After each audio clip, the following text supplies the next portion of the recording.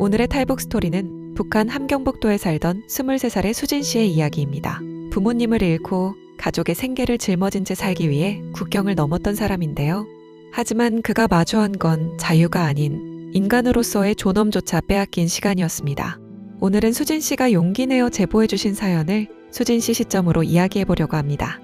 자, 그럼 시작하겠습니다.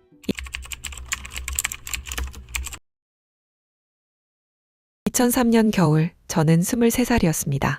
1999년, 우리 어머니가 돌아가셨어요. 평양 외곽의 작은 도시에서 살았는데, 어머니는 방직 공장 노동자셨죠. 배급이 끊긴 지 오래됐지만, 그래도 버티고 계셨어요. 그런데, 겨울이 너무 추웠어요. 연탄도 없고, 난방도 안 되는 집에서 결국 폐렴으로 쓰러지셨습니다. 아버지는 제가 10살 때 탄광사고로 돌아가셨어요. 그래서 어머니 혼자 저와 남동생을 키우셨죠. 어머니가 돌아가시고 나서 저는 20살, 남동생은 16이었어요. 공장은 이미 멈춘 지 오래였어요. 우리는 압록강 근처로 이사를 갔습니다. 밀무역을 해야 살 수 있었거든요. 중국 물건을 몰래 들여와서 시장에 팔았어요. 라디오, 손전등, 건전지 그런 것들이요. 2년 정도 그렇게 살았어요. 위험했지만 그래도 먹고는 살 수 있었죠. 그런데 2002년 봄 남동생이 잡혔어요. 국경을 넘다가 순찰병한테 걸린 거예요. 뇌물을 써서 풀려나긴 했는데 그 일로 우리는 완전히 감시 대상이 됐습니다. 더 이상 그곳에서 살 수 없었어요. 계속 있다가는 동생이 군대로 끌려가거나 우리 둘 다 정치범 수용소로 갈 수도 있었죠. 그래서 결심했습니다. 완전히 떠나기로요. 2003년 1월 우리는 압록강을 건넜습니다. 한겨울이었어요. 강이 꽁꽁 얼어서 걸어서 건널 수 있었죠. 새벽 4시쯤이었어요. 달이 없는 날을 골랐습니다.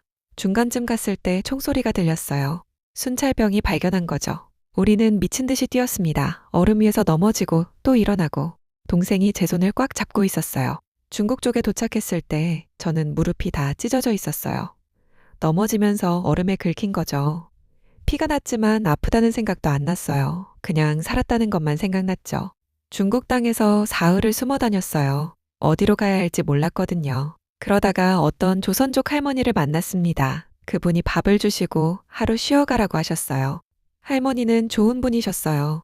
하지만 우리를 오래 둘 수는 없다고 하셨죠. 공안이 자주 검문한다고요. 그래서 친척되는 분의 농장을 소개해 주셨어요. 지린성 깊은 시골이었습니다. 그 농장에서 1년 넘게 일했어요. 소 키우고 밭일하고 농장도 집 청소하고 동생은 힘든 일을 했고 저는 집안일을 했죠. 월급은 거의 안 줬어요. 밥 먹여주고 재워주는 게 다였어요. 그래도 잡혀가는 것보단 나았어요. 그렇게 생각하며 버텼죠. 하지만 2004년 여름 농장주 아들이 문제가 됐습니다. 그 남자가 자꾸 저한테 접근했어요. 처음에는 친절한 척 하더니 점점 노골적이 되더라고요. 피하려고 했지만 농장에서 도망칠 곳도 없었어요. 어느 날 밤 그 남자가 제가 자는 창고로 들어왔습니다. 저는 삽으로 그 사람 머리를 쳤어요. 세게는 아니었지만 피가 났어요. 그 사람이 비틀거리며 나가는 사이에 저는 동생을 깨웠습니다. 지금 당장 나가야 돼. 그날 밤 우리는 도망쳤어요. 어디로 가는지도 모르고 그냥 도망쳤죠. 마을 버스 정류장에서 아침까지 숨어 있다가 첫 차를 탔습니다.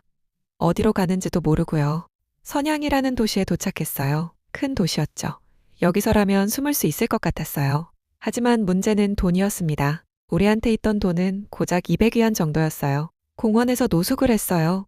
일주일쯤 그렇게 지냈을까요? 어느 날 한 아주머니가 우리한테 다가왔습니다. 한국말로 물어보시더라고요. 혹시 북한에서 왔어? 너무 놀라서 대답을 못했어요. 그랬더니 그분이 말씀하셨어요. 괜찮아. 나도 북한 사람이었어. 지금은 한국 사람이야. 그분은 정미라는 이름이었어요. 한국으로 간 지 5년 됐다고 하셨어요. 중국에 사업차 잠깐 와 있는 거라고요. 너희 한국 갈 생각 없어? 하고 물으셨습니다. 한국이요? 생각해 본 적 없었어요. 저는 그냥 중국에서라도 숨어서 살면 된다고 생각했거든요. 그런데 그분 말씀이 한국에 가면 집도 주고 돈도 주고 공부도 시켜준다는 거예요. 거짓말 같지? 나도 처음에 안 믿었어. 근데 진짜야. 한국은 우리를 남한 국민으로 받아줘. 탈북자한테 다 기회를 줘. 그날 저녁 정미 씨는 우리를 작은 여관에 데려가서 씻기고 밥을 사주셨어요. 그리고 말씀하셨습니다. 한국 가는 길은 2가지야. 하나는 몽골로 가는 거고 하나는 동남아시아로 가는 거야. 둘 다 쉽지 않아. 몇 달 걸리고 위험하기도 해. 저는 동생을 봤어요. 동생도 저를 봤죠. 우리는 고개를 끄덕였습니다. 가고 싶어요. 준비하는데 석 달이 걸렸어요. 정미 씨가 브로커를 연결해 주셨거든요. 브로커 비용은 1인당 500만 원이었어요. 한국 가서 갚으면 된다고 했죠. 2004년 11월, 우리는 출발했습니다. 목적지는 라오스였어요. 선양에서 쿤밍까지, 기차로 이틀, 쿤밍에서 국경까지, 버스로 하루. 그렇게 국경에 도착했습니다. 우리 일행은 모두 11명이었어요. 북한 사람 7명, 조선족 브로커 2명, 중국인 가이드 2명.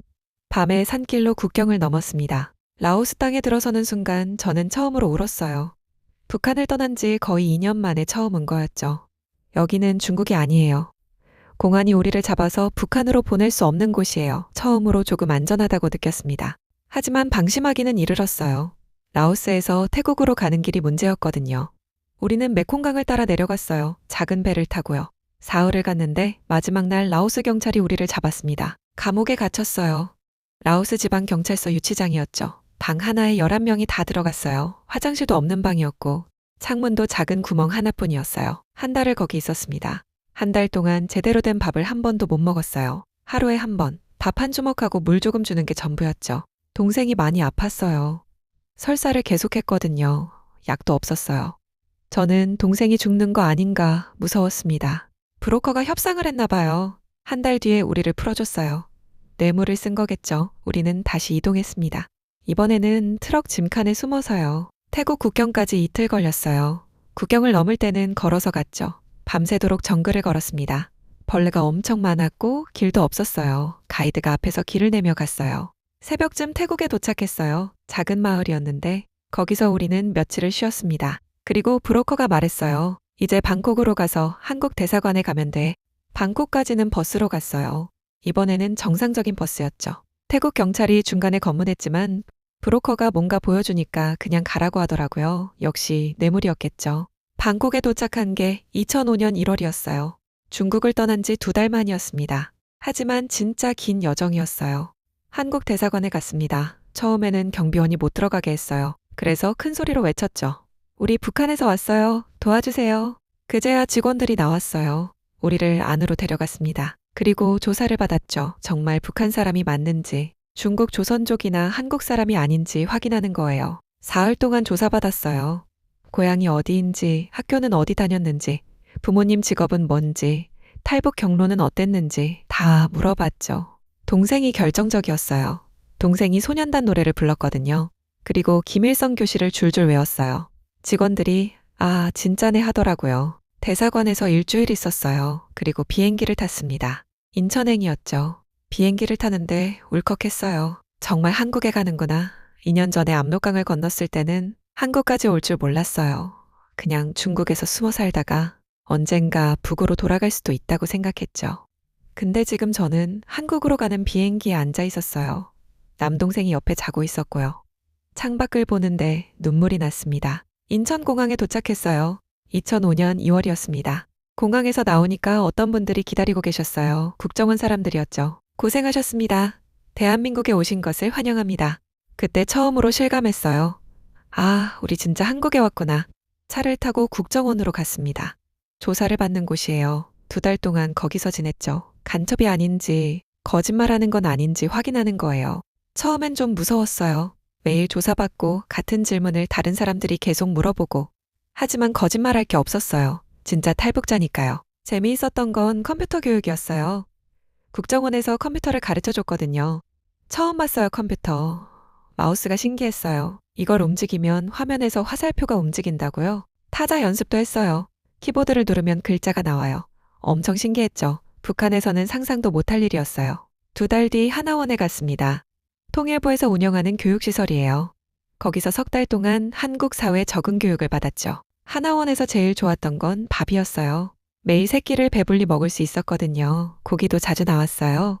과일도 먹을 수 있었고요. 그리고 공부도 많이 했어요. 한국 역사, 한국법, 경제상식, 컴퓨터, 영어. 머리가 터질 것 같았지만 재밌었어요. 같이 있던 탈북자들과 친해졌어요. 다들 비슷한 경험을 했더라고요. 중국에서 고생하고 라오스나 태국을 거쳐서 왔고 서로 위로가 됐습니다.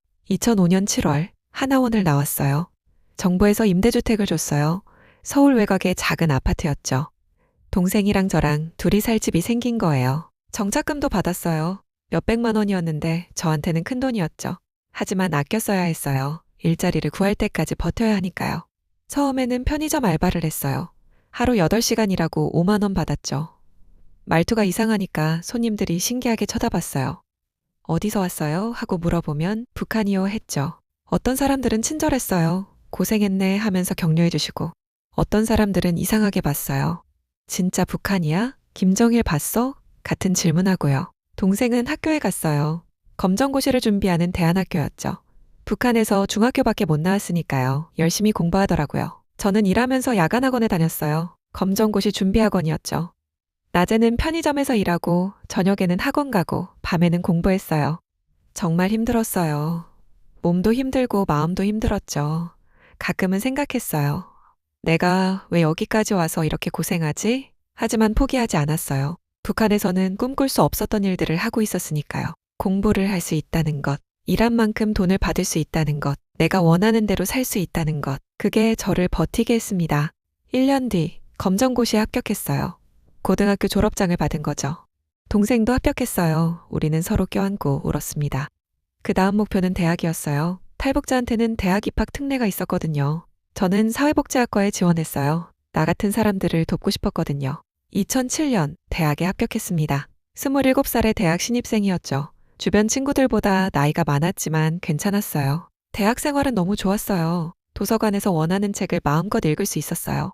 교수님들 강의를 들을 수 있었고 친구들과 토론할 수 있었어요. 하지만 돈이 문제였어요. 학비는 장학금으로 해결했지만 생활비는 제가 벌어야 했거든요. 낮에는 학교 가고 저녁에는 식당에서 일했어요. 졸업하는데 5년이 걸렸어요. 아르바이트 하느라 수업을 많이 못 들었거든요. 하지만 2012년 마침내 졸업장을 받았습니다. 그리고 대학원에 진학했어요. 석사 과정이었죠. 탈북민의 사회 적응에 대해 연구하고 싶었어요. 지금은 석사를 마치고 직장에 다니고 있어요. 탈북민 지원단체에서 일하죠. 새로운 탈북민들을 상담하고 도와주는 일이에요. 동생은 대학을 졸업하고 회사에 취직했어요. 작은 IT 회사인데 프로그래머로 일하고 있죠. 가끔 만나서 밥 먹으면서 얘기해요. 우리 여기까지 잘 왔다 하고요. 돌이켜보면 정말 긴 여정이었어요. 북한을 떠나서 중국에서 숨어 살고 라오스 감옥에 갇히고 정글을 헤매고 그렇게 한국까지 왔죠. 힘들지 않았냐고요? 물론 힘들었어요. 죽을 뻔한 적도 여러 번 있었고요. 하지만 후회하지 않아요. 여기는 제가 꿈꿀 수 있는 곳이거든요. 북한에서는 태어날 때부터 모든 게 정해져 있었어요. 내가 뭘 하든 어떻게 노력하든 바뀔 수 없는 게 너무 많았죠. 하지만 여기는 달라요. 노력하면 뭔가를 이룰 수 있어요. 물론 쉽지 않아요. 경쟁도 치열하고 차별도 있고 힘든 일도 많아요. 그래도 기회가 있다는 게 중요해요. 내가 선택할 수 있다는 것, 도전할 수 있다는 것, 그게 제일 큰 차이예요. 가끔 생각해요. 만약 그때 압록강을 안 건넜다면 어떻게 됐을까? 아마 지금도 북한 어딘가에서 굶주리며 살고 있겠죠. 아니면 이미 죽었을 수도 있고요. 그래서 저는 감사해요. 이 땅에 올 수 있었던 것, 공부할 수 있었던 것, 일할 수 있는 것, 꿈을 가질 수 있는 것, 모든 게 감사합니다. 제 이야기를 들어주셔서 고맙습니다. 탈북민을 보시면 따뜻하게 대해주세요. 우리도 여러분과 똑같은 사람이에요. 단지 조금 다른 길을 걸어왔을 뿐이죠. 모두 행복하세요. 그리고 여러분이 가진 자유와 기회를 당연하게 생각하지 말아주세요. 그게 얼마나 소중한 건지 저는 너무 잘 알거든요. 감사합니다.